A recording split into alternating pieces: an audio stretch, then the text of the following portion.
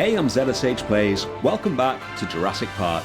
Today we're building Gallimimus, Stegosaurus Herrerasaurus, and the last ride of Dennis Nedry. Can't wait to get stuck into this. Let's go. By the end of this episode, we will have finished the park tour in Jurassic Park, and we're going to start here, just next to the Brachiosaur Paddock, and build the Gallimimus Paddock. So what do we know about the Gallimimus? Well, Grant and the kids encounter them towards the end of the film. They stampede, and one of them gets eaten by Rexy. We don't know if that's actually their paddock, but I'm going to assume that it is, and we're going to position it in between the T-Rex paddock and the Brachiosaur and Parasaurolophus. This also means it's fairly close to the visitor center, which ties in with what Grant says about it being just over that ridge. And it's going to be a pretty simple build. All we need to do is get some nice hills in to match the terrain that we see in the film and cover them in grass. So I've raised up 3 different areas of terrain here, and then we're going to use the smooth tool to turn that into some subtle hills with different height variations, and then keep smoothing so that it joins on nicely with the terrain towards the bottom, which gets you down to the level of the Brachiosaur habitat. We'll also put in a little clearing here, which could be the fence that Grant and the kids climb over on their way back to the visitor center. And once we've done that, we'll cover the whole habitat with grass. One of the issues with trying to recreate Jurassic Park on this map is that it's not very big. The Gallimimus Paddock appears to be absolutely massive, and we don't really have that much room on this map. So what I'm doing is getting rid of any visible 3-dimensional plants, which helps to make the habitat look bigger, because your eye doesn't have any recognizable bushes or shrubs or anything like that to focus on. And then we'll just put in the one little tree, which is helpfully small, that you see in front of the hill, a few trees behind it, and then of course the big arrangement of dead trees that they hide behind when the T-Rex attack happens. We've actually got a big dead tree piece in the game, which is presumably inspired by that scene. I just want to make it look a little bit more interesting by mixing in some of the other dead trees as well, just to get a bit more texture into it. We'll have 2 of these in there. I think there's 2 trees in the film, or maybe more of those, or maybe it's just one tree that's been broken in half. It's kind of hard to tell, but we'll get something that looks like what we see in the film. Fill in the forest next to the dead trees, and then we're done. It's time to get the Gallimimus in. Getting the Gallimimus to run as a herd was not easy, but eventually I found if you breed them to be skittish, it's a lot easier to get them to run around. Despite the lack of size, I think it's pretty similar to what we see in the film. That's the Gallimimus. Let's move on to something that's going to be much more complicated to build, a habitat for Herrerasaurus. Like the Baryonyx, this is a dinosaur that's seen on the park map, but the tour in the film didn't make it that far, and we're going to build it in between the Baryonyx habitat and the Stegosaurus habitat. It's going to use a dry moat to keep the dinosaurs in and give the guests an unobstructed view of them. The first thing we're going to do is build a slice of the moat. So what we've got here is the wall that's going to keep them in, the bottom of the moat, and then the top of the moat, which will join up with the land here. And we're going to get this piece aligned to the tour track that you see above it. Then we're going to dig down into the terrain to the level of the bottom of the moat, and then just use the flatten tool to create the actual moat itself that will go all the way around here, again lining it up with the tour track. So as they look out of the cars, the guests are going to be able to see right into the habitat with no fences or anything like that obstructing their view of the Herrerasaurus. We then just need to put fences around the back and the sides of the habitat to keep the dinosaurs in, and the moat will do the rest of the work for us. We're going to have 4 Herrerasaurus in here, so we want a pretty decently sized habitat. And then we'll cross these fences over the tour track so we get the gates in, and then we can start removing some of this water.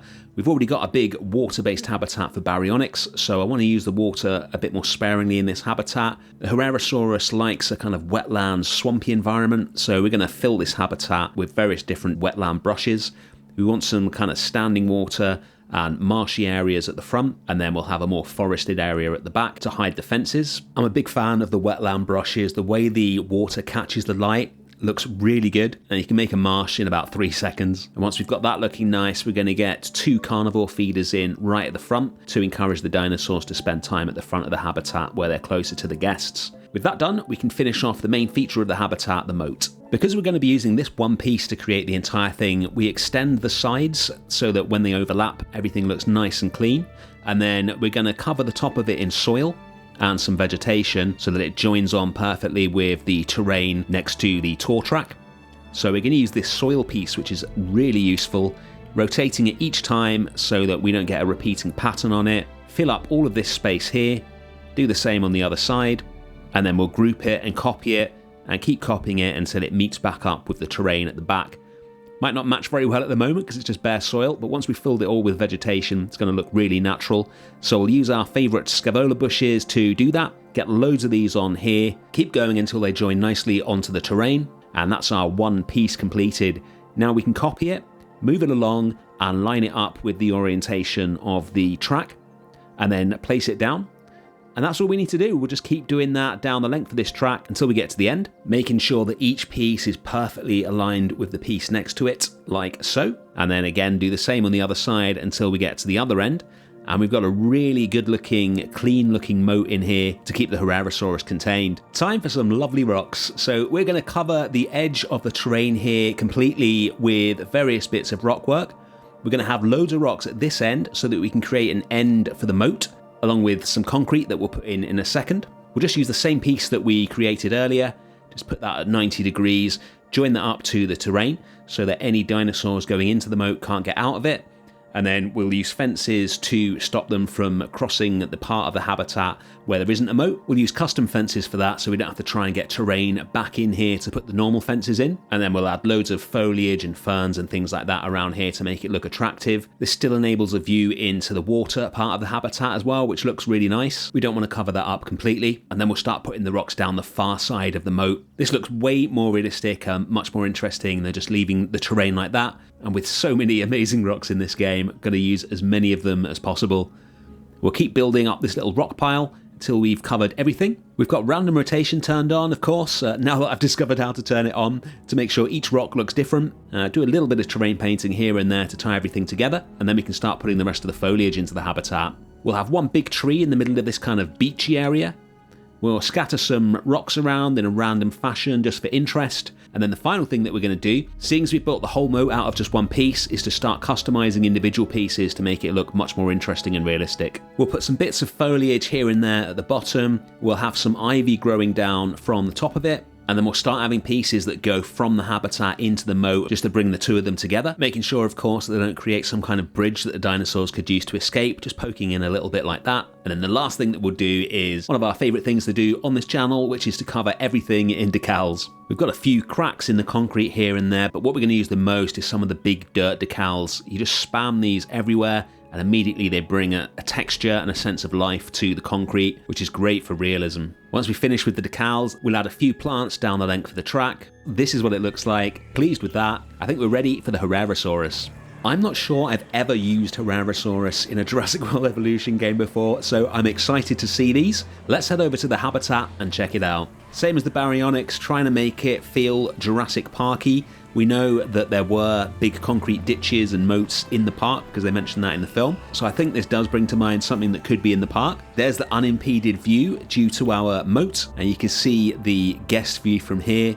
The final episode of the series will of course be a full tour of the park. And now we're going to move on to another dinosaur that was in the park but not seen on the tour, the Stegosaurus. This is probably the simplest habitat in the whole park. I don't think Stegosaurus needs anything too fancy. We've already got a really nice bit of land here with some nice rock work on the map already. Stegosaurus apparently lived in a dry environment, which in an island off the coast of Costa Rica is not going to be easy to replicate because it rains all the time there. So we're just going to thin out the forest a little bit, give it a slightly kind of drier feel without going overboard. Once we've removed most of the forest from the main part of the habitat, we're going to add more forest to the fence to disguise that, run a simple fence down the side of the tour track and try and make a classic looking Jurassic Park habitat. Nothing fancy in this one, but I think the end result really brings to mind the film. Let's take a look. One of my favourite things about the Jurassic World Evolution games is you can build something simple but beautiful in about 10 minutes. This habitat really brings to mind the film.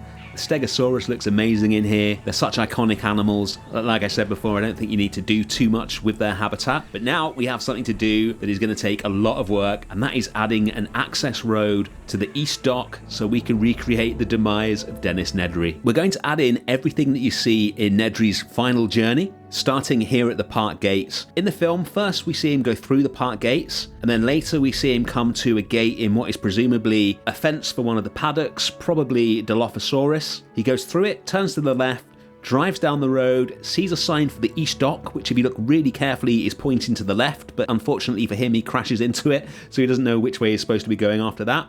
We don't know which way he does go, but the next time we see him, he's driving down a road at some speed and he crashes straight through a white wooden fence and down a small drop-off with a waterfall, at the bottom of which is a road with another East Dock sign pointing straight ahead through a tunnel. That is what we're going to build, and you join me at the Dilophosaurus habitat. So we're going to put a road through this habitat, hug in this fence to the right until we get to the end of it down near the T-Rex paddock. We'll put another gate in there, and then here is where we're going to create the white fence, the waterfall, and the whole scene for where he meets his end. My reasoning for placing that scene here is because when he encounters the Dilophosaurus, the power to the fences hasn't been out for very long. He tells the guy on the boat that he'll make it there in 12 minutes, although he doesn't sound very confident in that. He crashes on the way. He may or may not have taken the correct route after that, we're not sure. But it seems reasonable to suppose that the power has been out to the fences maybe for 20 minutes or something at that point. And with him meeting a Dilophosaurus, he must either be in the Dilophosaurus habitat or at the very least close enough to it that a Dilophosaur that escaped when the power went out could have walked there. So I think between the Dilophosaurus habitat and the T-Rex habitat is a good bet, and that's where we'll set this scene up. Before we do that though, I want to make the whole access road look really good and really feel like the road that you see in the film, because at the end of the video, we're going to drive down it. This is one of the modular fences in the game, and coloured white is a pretty close match for what we see in the film. As the Jeep crashes into this fence, you can see it extends to the left as we look at it here. We'll dig down so we can create the little drop-off there. We'll get this looking as close to the movie as possible in a second, but first we're going to sort out the look of the whole road, and to do that, we'll create a group of foliage that we can line the entire road with that's really going to make it feel like a proper road rather than just some terrain paint. We've got a mixture of various different plants and bushes and a tree stump on either side of the road, and we're going to turn that into a group, and then we can just copy it. We'll take it past the gate here, and then we'll copy it again and spin it around so that it follows the route that the road is going on. And we'll just keep doing that until we get back to our little scene here, and then we'll finish this off. So the first thing we need is a waterfall. I'm amazed that we could do this. I didn't think this was going to work, but I thought I'd give it a go. And if we make the smallest possible amount of water at the top there, and then delete the water back to here, flatten the bottom to get it as close to the water we just put in as possible, and then put some more water at the bottom, it actually creates a tiny little waterfall for us, which is amazing. And then we can just fill all that in with rocks, referencing the film so we can get it as close as possible.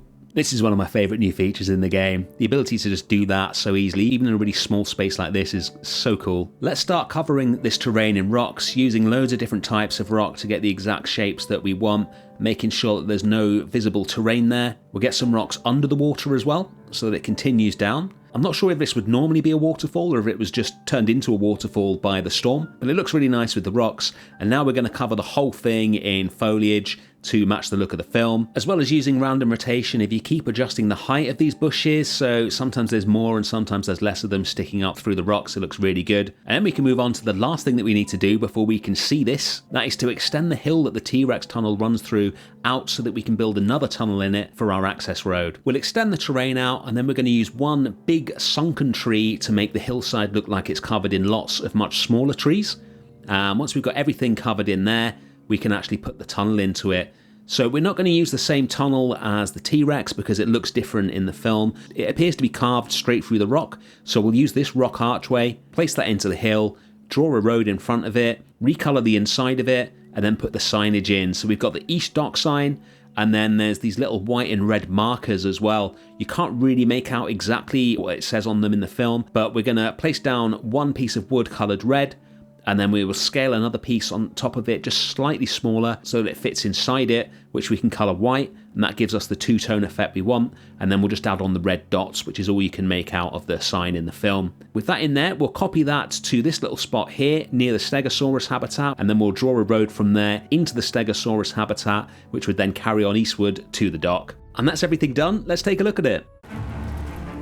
This took a ridiculously long time to film, but as silly as it is, I think it might be one of my favourite things that I've ever done.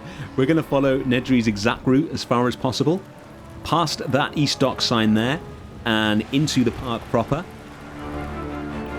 down the road, and then into, a little too heavily, that East Dock sign. We'll pull back, and then head into the Dilophosaur habitat. You can see one there. And then we'll drive down, follow the fence, searching for the East Dock Road, through the night and the rain, through another gate, and then finally down the road towards the fence, which he sees too late.